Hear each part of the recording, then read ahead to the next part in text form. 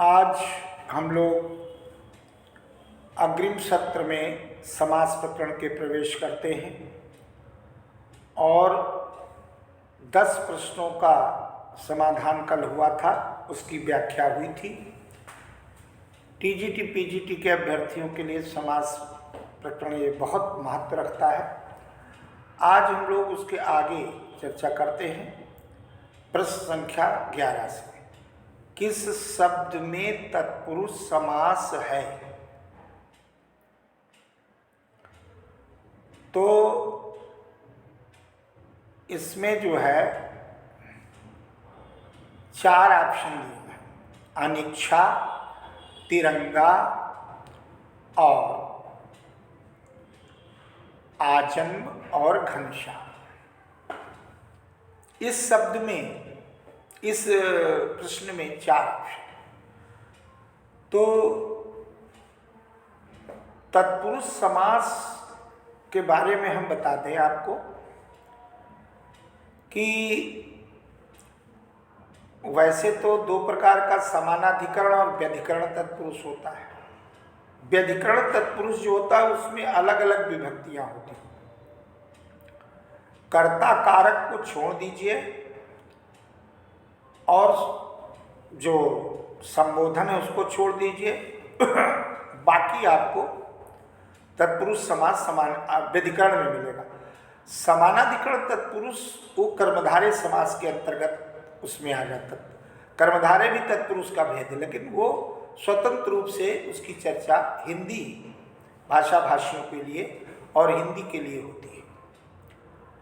तो इसमें प्रश्न है कि अनिच्छा, तिरंगा, आजन्म, घनश्याम।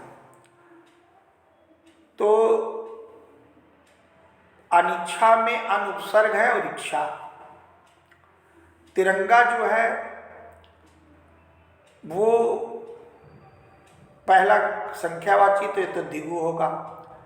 और कुछ लोग तिरंगा में विशिष्ट पद के अर्थ में उसको योग रूढ़ मान के तिरंगा यानी भारत का झंडा बहुब्री भी में प्रवेश करते हैं। लेकिन जो आजन्म है, आजन्म में पहला आ उपसर्ग है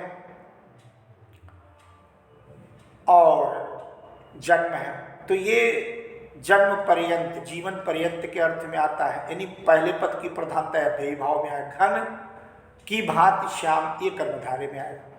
तो पहला ए वाला बचा अनिच्छा। अन उपसर्ग है और इच्छा।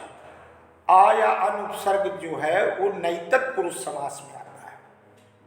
अनिच्छा माने ना इच्छा, तो यहाँ पर नैतत पुरुष होगा और नैतत पुरुष की दृष्टि से पहला ए ऑप्शन होगा ए।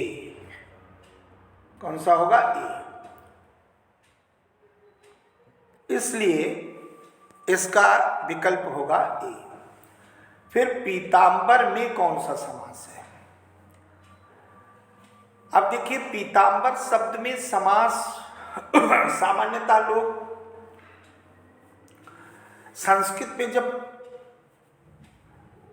पीतांबरा संस्कृत में अगर आता है तो पीतांबरा या पीतांबरम ऐसा कर देते हैं। लेकिन पीतांबरा है तो उसमें संस्कृत में बहुब्री और पीतांबरम है तो कर्मधारय।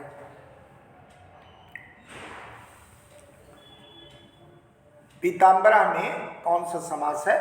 तो उसमें संस्कृत वालों को सरल हो जाता है कि भाई पीतांबरा है तो निश्चित बहुब्री होगा। पीतम अंबरम यस्य सः, अर्थात विष्णु या कृष्ण।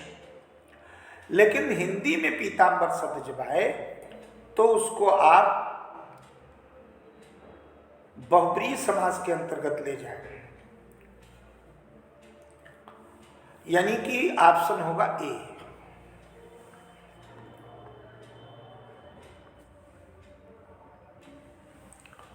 उसके बाद पंचवटी में कौन सा समास है? तो इसमें पहला द्विगु होगा, क्योंकि पंच शब्द जो है संख्यावाची है, और जो संख्यावाची शब्द होता है और अगर समूह का बोध कराए तो निश्चित रूप से वहां द्विगु होता है। 5 वटों का समूह पंचवटी होता है, इसलिए यहाँ पर समूह भी है और संख्यावाची भी पहला पद है, दूसरा संज्ञा पद है, इसलिए पंचवटी ए ऑप्शन। इसके पश्चात दानवीर में कौन सा समास है? बहुत महत्वपूर्ण है, ध्यान से देखिए। शब्द है दानवीर, सभी लोग ध्यान से देखें। तो इसमें दान संज्ञा है और वीर भी संज्ञा है, लेकिन कल हमने कहा था कि दान क्रिया है और दान में जो वीर हो, यानी दान के कर्म में वीर हो, तो सप्तमी तत्पुरुष का भाव है, इसलिए ऑप्शन होगा डी।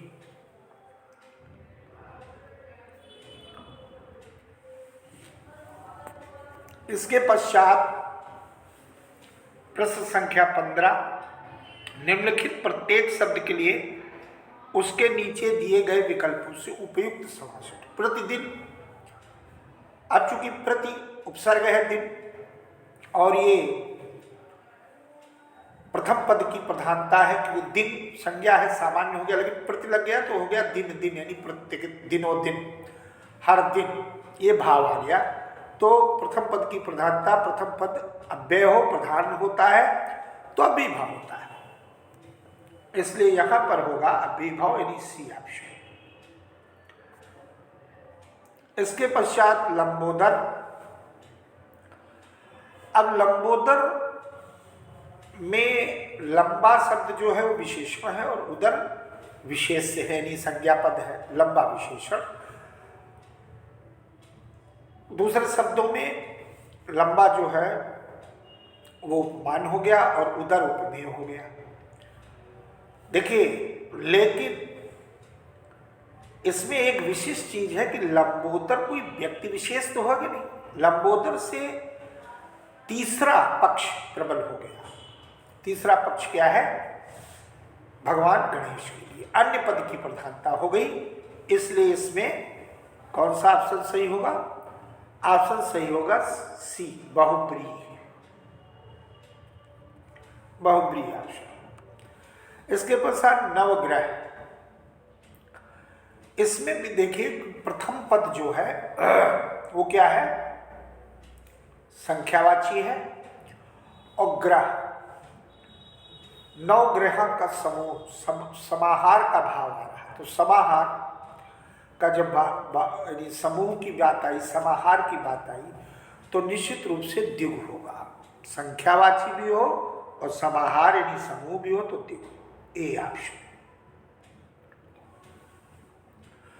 इसके बाद प्रश्न संख्या 18 में प्रवेश, बहुत महत्वपूर्ण है। शब्द है देशांतर। देशांतर शब्द में 4 ऑप्शन है, कर्मधारय, तत्पुरुष, द्वंद्व और बहुव्रीहि। अब जो विद्यार्थी इसका विग्रह सही सही कर लेंगे, ध्यान दीजिएगा, जो सही कर, आप लोग इसको समझ लीजिए, जितने लोग कि जो लोग इसको सही ढंग से कर लेंगे, वो अगर इसकी आप सामासिक विग्रह सही कर लेंगे तो बात बन जाएगी। सामासिक विग्रह की दृष्टि से इसको पकड़िए तो आपको समझ में आएगा कि यहाँ पर निश्चित रूप से जो है वो देश शब्द क्या है? संज्ञा है, और अंतर शब्द जो है वो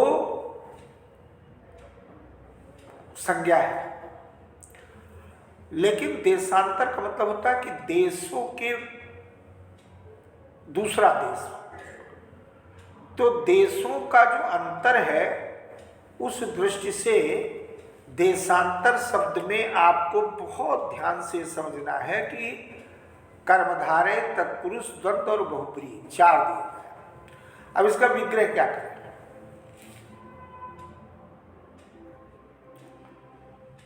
कि देशांतर का अर्थ देशों में अंतर, या देश में अंतर, कैसे करेंगे? तो इसका जो हम करते हैं तो अर्थ आ जाता है कि देश का जो अंतर है उसमें एक देश से दूसरे देश के बीच में जो, तो वहां पर तत्पुरुष उपयुक्त बैठता है। कौन सा बैठता है? तत्पुरुष। इसलिए इसका होगा तत्पुरुष, तत्पुरुष समास।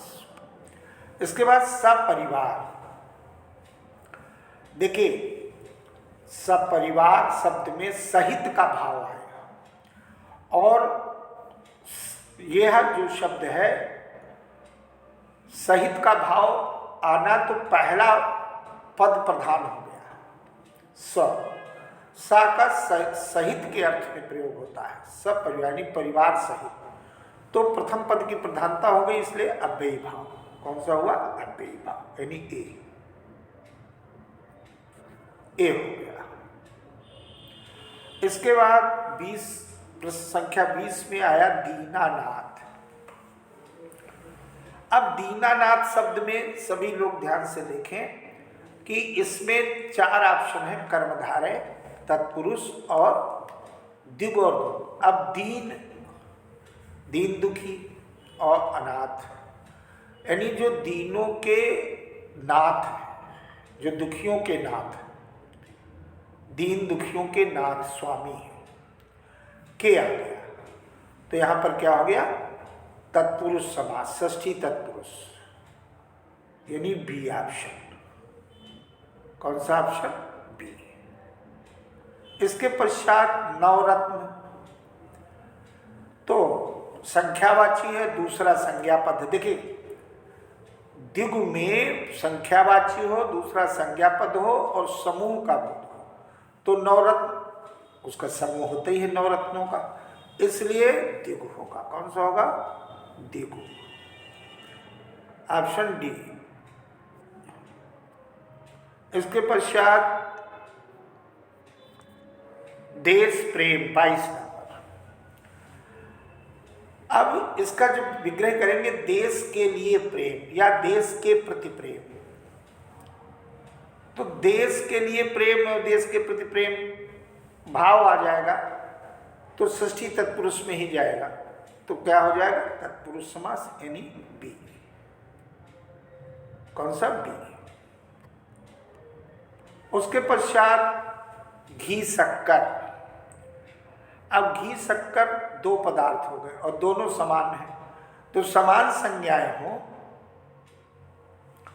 तो उसमें आपको ये देखना पड़ेगा, सब लोग नोट भी करते जाएं कि ऐसी स्थिति में फिर वहां पर घी और शक्कर दोनों का समावेश हो गया, तो और में द्वंद्व का प्रयोग हो गया, यानी बी ऑप्शन। इसके पश्चात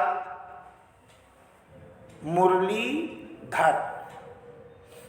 अब मुरलीधर, मुरली बंसी हो गई और उसको धारण करने वाली, तो इसमें मुरलीधर, इन 2 शब्दों का कोई अर्थ मिल के नहीं निकलेगा, किसी तीसरे शब्द को लाना पड़ेगा। तो जैसे तीसरे को लाए अन्य पद, तो मुरलीधर को धारण करने वाले अर्थात बहुब्री, और वाला वाली जब शब्द आता है तो भी बहुब्री, इसलिए इसमें क्या होगा? प्रश्न संख्या 24 में मुरलीधर में बहुब्री। और प्रश्न संख्या 25 में देखिए अनंत, कर्मधारय, बहुब्री, अव्ययी भाव, तत्पुरुष और द्विगु। अब अनंत है, आ गया जैसे अभी पहले वाला अन वाला अनिच्छा वाला किया था। तो क्या अनंत शब्द में आप देख रहे हैं कि इस शब्द में अन उपसर्ग है कि नहीं है? तो ना अंत, यानी जिसका अंत ही न, जब नांत आ गया तो इसका मतलब कर्मधारय, अव्ययी भाव, तत्पुरुष, द्विगु, नैतत् पुरुष समास हो गया, अनुपसर्ग हो गया, ना अंत। जैसे अनपढ़, अनंत, अनादि, अनिच्छा,